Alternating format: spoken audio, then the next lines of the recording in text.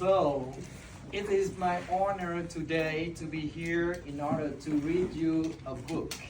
And I'm pretty sure this is a very interesting book. It's called Gingerbread Baby. The Gingerbread Baby. It was my book when I was your age. Right. Okay, now listen to it. And it's very interesting. It was cold outside, just like right now, it's raining. It was warm inside. A fine day for gingerbread, MaltiT thought. MaltiT's mother put a big blue bowl on the table and lit the stove. MaltiT took down a worn-looking cookbook with old-fashioned writing on the cover.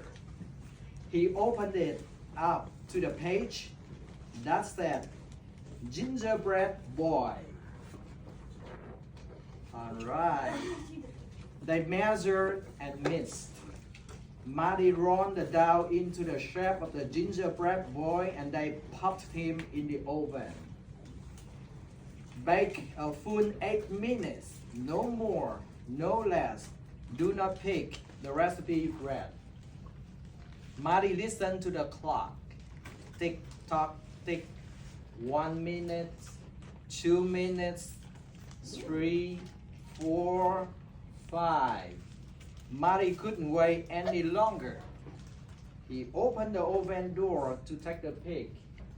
Instead of the gingerbread boy, out jumped a gingerbread baby.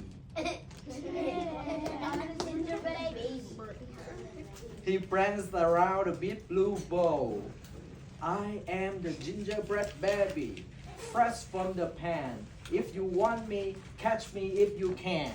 For the first time in 2 decades, this is truly fascinating. We are learning about what happened during a private Oval Office meeting between then President George W. Bush, Dick Cheney, and 10 members of the 9/11 Commission, where they got to ask them basically anything they wanted about what happened leading up to those attacks. It was the moment President Bush learned that America was under attack. 9:05 a.m., September 11th, 2001. The second plane had just crashed into the South Tower of the World Trade Center. Get ready. Miss Sandra Daniels was teaching 2nd grade that day at Booker Elementary in Sarasota, Florida. 20 years later, she's still teaching. The memory of it lingers in my mind and in my heart, and I'm a part of it as well as it's a part of me. Good morning. The visit from the president was a big deal. They had been planning for months, rehearsing their reading lesson, The Pet Goat. Get ready. Go, and go. Miss Daniels remembers vividly the moment Bush's chief of staff, Andy Card, walked up to whisper the terrible news in his ear. I'm thinking, what happened? I'm thinking, did something happen with Mrs. Bush? Did something happen to the children? I would have never imagined what happened actually happened. President Bush took a lot of heat for not immediately getting up and dealing with the crisis. Mr. Bush just sat there and continued to read with the children. Nearly 7 minutes passed with nobody doing anything. We caught up with 2 of the 2nd graders who were in Miss Daniels' class that day, Leonard Rivers and January Tolles. That's January in a photo taken that infamous day. And there's Leonard. They are both now 27. We'll never forget Mrs. Daniels and all the work that she did and all the love that she gave us. 7 minutes after that first whisper in his ear, Bush finally excused himself. He got a full briefing in another classroom. Then he addressed the nation. Terrorism against our nation will not stand. You're still in touch with those 16 kids to this day, correct? That is correct. They are jewels, and I carry them in my heart. I love them, and they know that. The 20th anniversary of the 9/11 attacks is being commemorated with special reports on all the broadcast networks. We spoke to CBS national security correspondent David Martin, who will be reporting live from the Pentagon on Saturday. He was there on 9/11. I still every day walk by the location where the front landing gear of the airliner came to rest. So there is a constant reminder of what happened that day.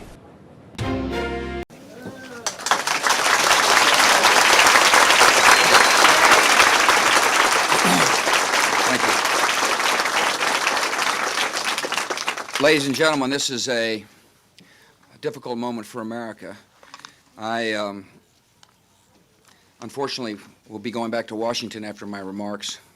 Secretary Rod Page and Lieutenant Governor will take the podium and discuss education. I do want to thank the folks here at Booker Elementary School for their hospitality. Today we've had a national tragedy.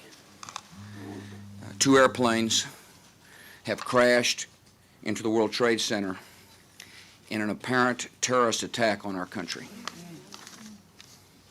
I have spoken to the Vice President, to the Governor of New York, to the Director of the FBI, and have ordered that the full resources of the federal government go to help the victims and their families and to conduct a full-scale investigation to hunt down and to find those folks who committed this act. Terrorism against our nation will not stand.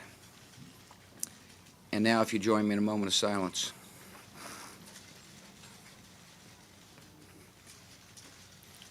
May God bless the victims, their families, and America. Thank you very much.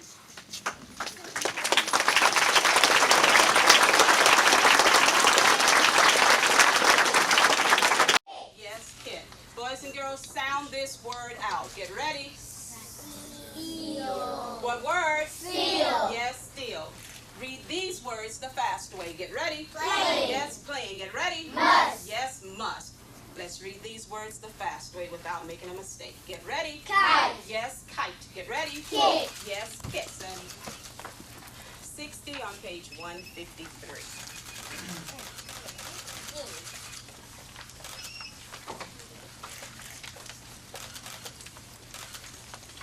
Count of 3, everybody again. Get ready from the beginning of that sentence. Get ready.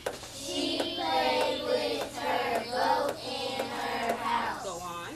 She played with her goat in her yard. Good job. Go on. Mr. President, are you aware of the reports of the plane crash in New York?